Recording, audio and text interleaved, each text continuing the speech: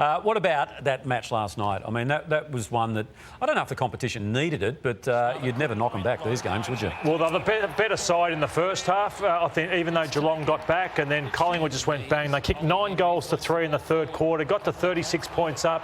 Geelong kicked one late, and there was a bit of spite between these two sides. Kane's man, Ginnivan, he sparked them a little bit. You see Henry take down Selwood, and they're a young team, confident in what they're doing at the moment. Brownie, he kicks this goal, and they get a double with Ginnivan getting into Selwood. It was amazing scenes, and I haven't seen the Cats under pressure like this in the defensive end for a long time, and they bounced back in the last quarters, we're going to find out from Kane, but they got a little bit frazzled through this period, and I thought Collingwood had a match-winning lead, but well under that young man, Ginnivan, who went to the hairdressers during the week, it looks like, Kane. He did. He's very happy with himself at the moment. 4-11 in the first half they kicked, the Pies as well, so goal kicking shouldn't be overlooked. But how about these for numbers in the last quarter?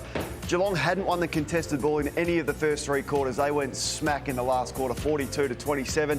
Inside 50, 16-7. And look at that score, 7 goals, 244 to Collingwood's 1 point in the last quarter of footy. And it was their leaders that stood up for the Cats. Cameron and Selwood and Hawkins were enormous. Kane, I'm trying to look at that turnaround in the last quarter. Pies fans will be wondering what happened, and you've got to take some risks when you're 6 goals down. I want to look at this first centre bounce. So you look at the 2 wingmen. So you've got a first game in Reece McInnes, who's down here, and Mitch Duncan, who's gone down there. They've just gone their own ways, and watch what happens. So bit of a risk if the ball goes Collingwood's way. McInnes is away, and he's trying to score, but it goes Duncan's way, and they turn a 30-point margin into a 24-point margin where Reef's trying to get back here. He doesn't. Russian roulette, it goes Mitch Duncan's way that way. Then centre bounces. They lost their way. I just wonder if Craig McRae would say, should I have thrown Scotty Pendlebury back into the centre bounce for this last quarter? He didn't, and obviously the game turned.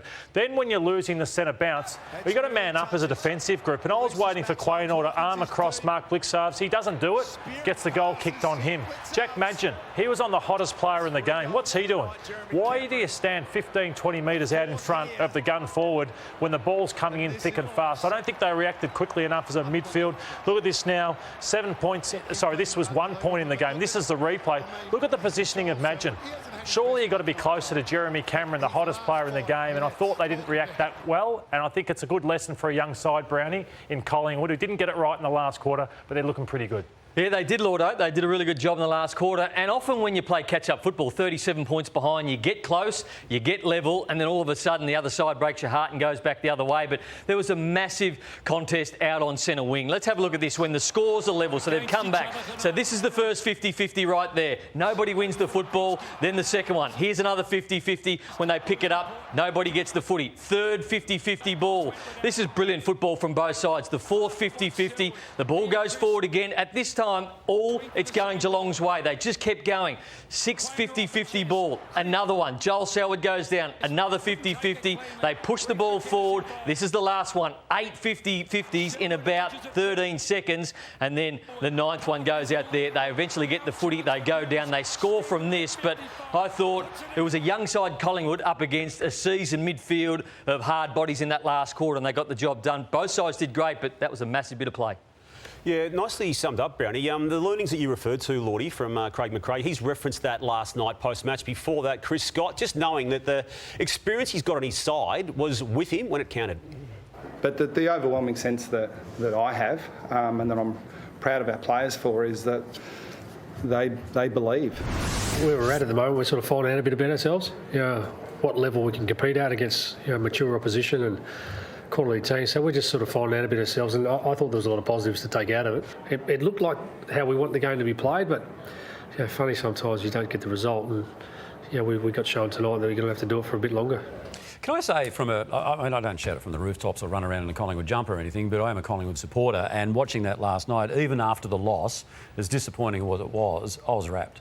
I was wrapped. And I really think that Collingwood can win a flag within 5 years. Yeah, I was concerned about Collingwood last year or so, but I think once the kids that even not just Dacos, when you get a number 1 draft pick, you expect him to be good. But they've got a few others that have made a big difference, like Henry in the forward line. I suppose the difficulty would be Pendlebury's not far off, probably retiring. Howe's body, Adams. So they've got a few senior players that are probably going to go. But every club has that, don't every they? Club has that, but then you've got to keep evolving. So they haven't got a key forward either, so that's a real issue for them. But once some of those, sorry mate, but once some of those older blokes move move on, they're going to have a little bit more money, aren't they? Right, and they can go headhunting a key forward, whoever that might be. Hey, interesting exchange last night between Scott Pendlebury and the umpire. Firstly, let's have a look at what led to this, and this was a 50-metre penalty paid to Patrick Dangerfield. So this is there. There's, yes, he exaggerated, but the contact is there from Maynard. That is an automatic 50 because he's not allowed to run and receive the football. That's the rule.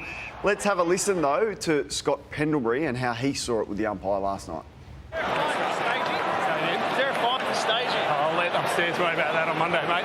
Is there a fine for staging? I've no issue with the exchange, even though we're cracking down on that. I think Pendlebury's respect in the game is worthy and he wasn't demonstrative or anything like that. But I would say to Scott that he'd need to have a chat to some of his players about staging. This one from the young player in Ginnivan, he's got to get this out of his game. You can't be doing that. If you're going to be the agitator, if you're going to be aggressive, if you're going to get in the face of the opposition, you're not going to be staging for free kicks. So, Scott, yep, you might have one with Dangerfield, but he's got one with his own player as well. Yeah. How many games has he played, Ginnivan? I think he's played 9. And he's been 2 volcanoes. I mean, I know that wasn't in the truest sense. It wasn't a volcano. But it wasn't. It was bordering on one, I reckon. No, I just think it's, if you're going to have a crack at the other players, you pull him aside and say, you want to cut that out of your game. If you're going to be the agitator and you're going to be under the skin, you want to put your head over it.